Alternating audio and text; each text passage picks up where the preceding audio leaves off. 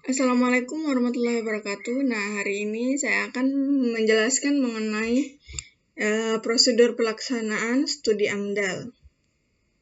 Nah, yang pertama itu ada penapisan. Terus dilanjuti dengan pengumuman, pelingkupan, penyusunan KA AMDAL, penyusunan dan penilaian AMDAL, RKL, dan RPL. Dan yang terakhir mengenai persetujuan kelayakan lingkungan. Nah, penapisan sendiri merupakan proses awal untuk menentukan apakah suatu rencana kegiatan memerlukan analisis mengenai dampak lingkungan AMDAL. Penapisan ini dilakukan untuk menyaring proyek yang berpotensi berdampak besar pada lingkungan. Nah, tujuannya sendiri itu menentukan apakah suatu kegiatan wajib menyusun AMDAL. Yang kedua, menilai awal apakah suatu proyek memerlukan studi AMDAL. Yang ketiga, menyaring proyek yang berpotensi berdampak besar pada lingkungan. Cara melakukan penapisan AMDAL sendiri yaitu menggunakan daftar positif yang ditentukan dalam keputusan Menteri Negara Lingkungan Hidup atau menggunakan sistem informasi AMDALNet yang diluncurkan oleh Kementerian Lingkungan Hidup dan Kehutanan. Dan yang terakhir menggunakan OSS RBA. Syarat untuk melakukannya yaitu yang pertama kode KBLI rencana usaha dan atau kegiatan. Yang kedua surat kesesuaian tata ruang.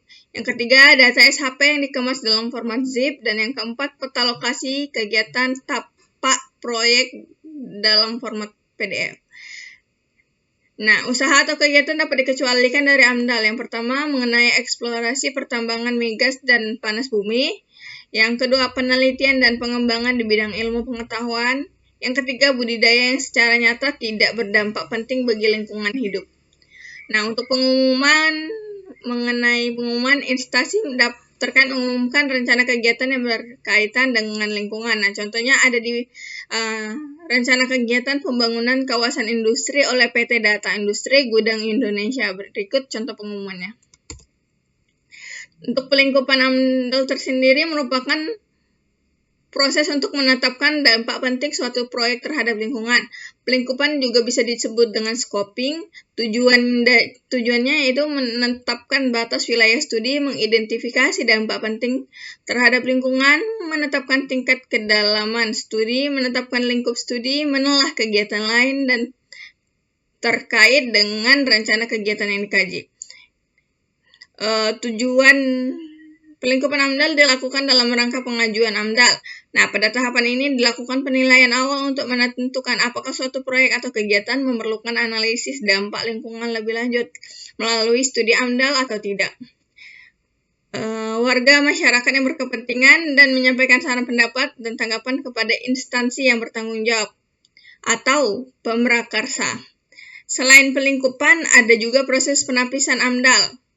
Penapisan ini merupakan proses untuk menentukan apakah suatu rencana kegiatan wajib untuk menyusun AMDAL atau tidak. Terus yang keempat ada penyusunan KA AMDAL atau yang biasa disebut dengan kerangka acuan analisis dampak lingkungan hidup.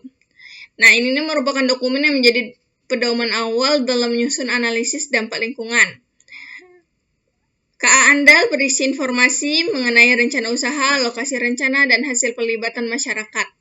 Isi AMDAL sendiri yang pertama ada identitas penanggung jawab usaha, terus ada deskripsi rencana usaha, yang ketiga ada lokasi rencana usaha, keempat hasil pelibatan masyarakat, yang kelima ada informasi kegiatan lain sekitar lokasi rencana kegiatan, yang keenam ada keterkaitan lokasi rencana kegiatan dengan kegiatan lain sekitar. Yang kelima, yang ketujuh merupakan kawasan sensitif yang ada. Untuk langkah-langkah penyusunannya sendiri, yang pertama ada identifikasi rencana usaha dan kegiatan, yang kedua ada tentukan lokasi usaha dan kegiatan, yang ketiga ada tinjauan kesesuaian lokasi rencana usaha dan kegiatan rencana tata ruang wilayah atau yang biasa disebut dengan RT/RW. Libatkan masyarakat melalui pengumuman dan konsultasi publik. Nah, terus uraikan hasil pelibatan masyarakat. Yang keenam, siapkan rencana pengelola dan pemantauan. Tujuannya sendiri sebagai pedoman untuk mengidentifikasi, merencanakan, dan mengatur pelaksanaan analisis dampak lingkungan yang lebih rinci. Hasil kegiatan dalam KA AMDAL digunakan untuk memberikan pertimbangan dalam pengambilan keputusan kelayakan atau ketidaklayakan rencana usaha atau kegiatan tersebut. Terus ada 5, penyusunan dan penilaian AMDAL, RKL, dan RPL. Penyusunan dan penilaian dokumen AMDAL, RKL, dan RPL dilakukan oleh Pemrakarsa dan Komisi Penilaian AMDAL. Nah, penyusunan sendiri, yang pertama, ada Pemrakarsa menyusun dokumen AMDAL, RKL, dan RPL berdasarkan kerangka acuan yang telah disetujui. Nah, yang kedua ada draft dokumen AMDAL, RKL, dan RPL diajukan kepada Menteri, Gubernur, atau Bupati Wali Kota. Yang ketiga ada dokumen AMDAL, RKL, dan RPL diperbaiki jika diperlukan berdasarkan hasil penilaian dan Komisi Penilaian AMDAL. Persetujuan kelayakan lingkungan atau PKL merupakan keputusan yang menyatakan bahwa suatu lingkungan hidup layak untuk dilakukan atau dikelola. PKL dapat berupa keputusan kelayakan lingkungan hidup atau KKLH atau pernyataan kesanggupan pengelolaan lingkungan hidup atau PKPLH. PKL dapat diberikan oleh pemerintah pusat atau pemerintah daerah. PKL merupakan persyaratan untuk mendapatkan izin berusaha atau persetujuan pemerintah. PKL juga dapat menyederhanakan regulasi perizinan yang dinilai rumit. Untuk mendapatkan PKL, kita dapat mengajukan permohonan kepada pemerintah pusat atau daerah.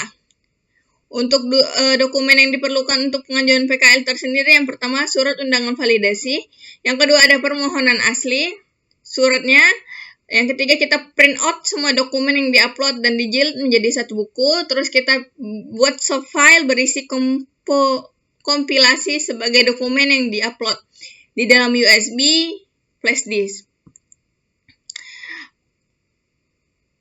Jenis izin lingkungannya kita dapat menggunakan format analisis mengenai dampak lingkungan AMDAL, UKL, UPL, RKL, RPL, dan SSPPL. Sekian presentasi dari saya. Terima kasih.